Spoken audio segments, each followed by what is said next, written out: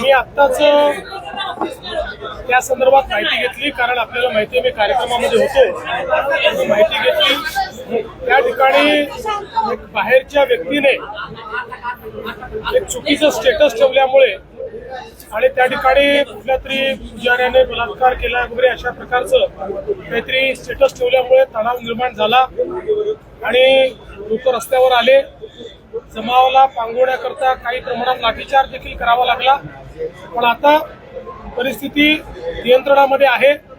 दोन्ही समाजाचे लोक एकत्रित बसलेली आहेत आणि हा तणाव त्या ठिकाणी संपवण्याचा प्रयत्न चाललेला आहे।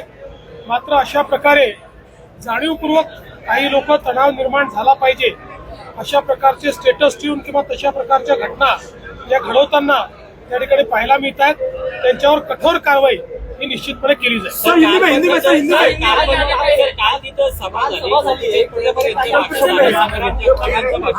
त्यानंतर हे स्टेटस ठेवलं असं चर्चा तिथं गावामध्ये सुरू आहे। पोलीस पण तशा पद्धतीची माहिती देतात आहे। कार्यक्रम मला एक सांगा की सभा झाल्यानंतर असं स्टेटस ठेवण्याची मुभा दिली आहे का कोणाला?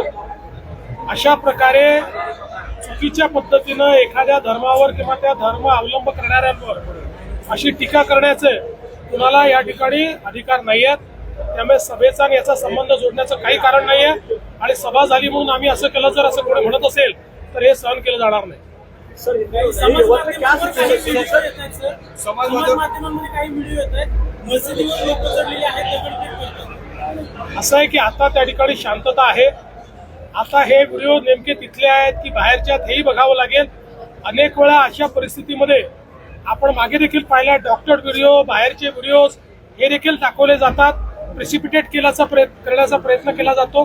त्यामुळे या सगळ्या गोष्टीची त्या ठिकाणी चौकशी केली जाते। आपण काय आवाहन कराल?